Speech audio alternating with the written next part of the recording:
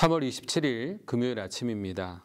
사순절 네 번째 주간을 보내고 있는데요. 오늘도 하나님의 말씀과 기도 생활을 통해서 사순절의 의미를 되새기는 복된 하루가 되시기를 바랍니다.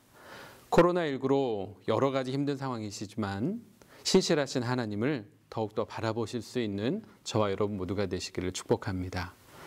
오늘 허락하신 하나님 말씀은 신명기 2장 16절로 25절까지의 말씀입니다. 모든 군인이 사망하여 백성 중에서 멸망한 후에 여호와께서 내게 말씀하여 이르시되 내가 오늘 모압 변경 아르를 지나리니 암몬 족속에게 가까이 이르거든 그들을 괴롭히지 말고 그들과 다투지도 말라. 암몬 족속의 땅은 내가 내게 기업으로 주지 아니하리니 이는 내가 그것을 롯 자손에게 기업으로 주었음이라. 이곳도 르바임의 땅이라 하였나니 전에 르바임이 거기 거주하였으며 암몬 족속은 그들을 삼순밈이라 일컬었으며 그 백성은 아낙 족속과 같이 강하고 많고 키가 컸으나 여호와께서 암몬 족속 앞에서 그들을 멸하셨으므로 암몬 족속이 대신하여 그 땅에 거주하였으니 마치 세일에 거주한 에서 자손 앞에 호리 사람을 멸하신 것 같으니 그들이 호리 사람을 쫓아내고 대신하여 오늘까지 거기에 거주하였으며 또 갑돌에서 나온 갑돌 사람이 가사까지 각 촌에 거주하는 아윗 사람을 멸하고 그들을 대신하여 거기에 거주하였느니라. 너희는 일어나 행진하여 아르논 골짜기를 건너라. 내가 헤스본 왕 아모리 사람 시온과 그의 땅을 내 손에 넘겼은즉 이제 더불어 싸워서 그 땅을 차지하라.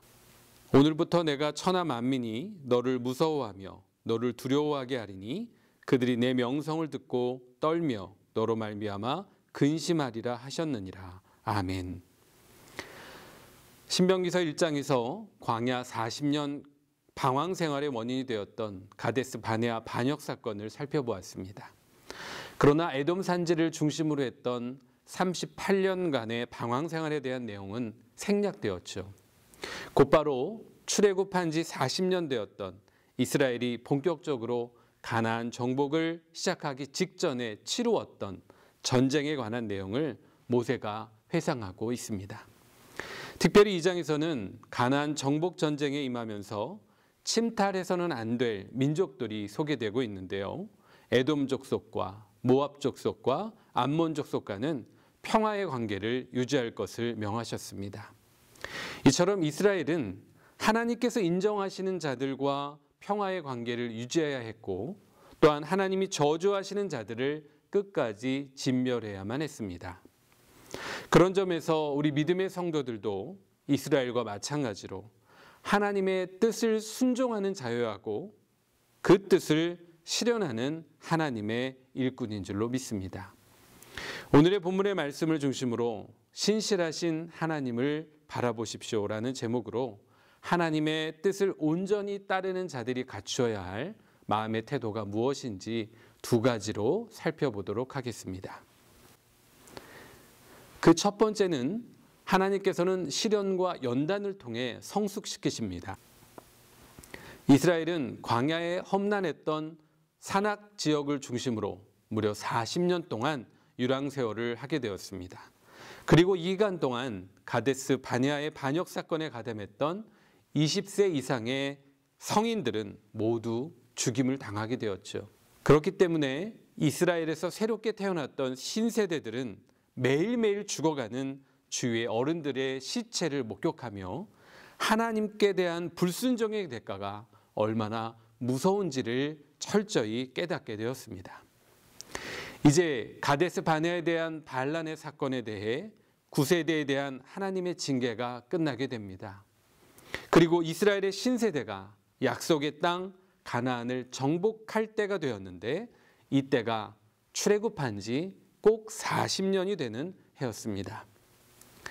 몇 시간이면 도착할 수 있었던 그 거리를 곧장 들어가지 못하고 38년간의 광야 생활을 힘겹게 했던 이스라엘 민족이었습니다.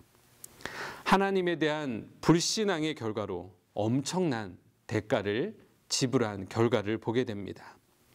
그런데 이 기간 동안 하나님께서는 단 한 번도 이스라엘을 완전히 떠나지 않으셨습니다. 불기둥과 구름기둥으로 그들보다 앞서 그들을 인도하셨던 것이죠. 하나님께서는 직접 그들의 교만을 깨치셨고 또한 그들의 불평하는 마음을 낮추셔서 결국은 이스라엘로 하여금 가나안 땅의 주역이 되게 하셨습니다. 이처럼 하나님께서는 당신의 방법, 시련과 연단의 과정을 통해서 성도들 더욱 성숙한 신앙의 인격자로 만들어 가십니다. 저와 여러분 또한 하나님의 시련과 연단을 통해 더욱더 성숙되어지게 될 것입니다.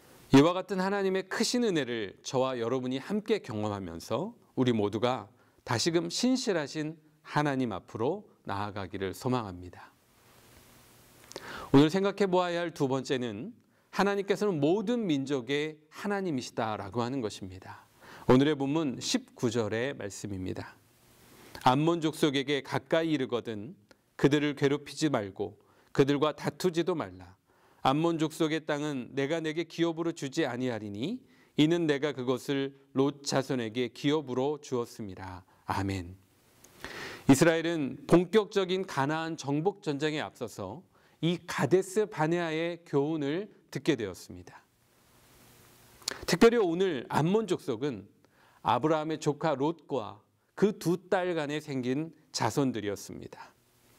이 같은 하나님의 평화의 명령을 통해 에서뿐만 아니라 롯과 그 자손을 사랑하고 계시다는 사실을 우리는 알게 됩니다.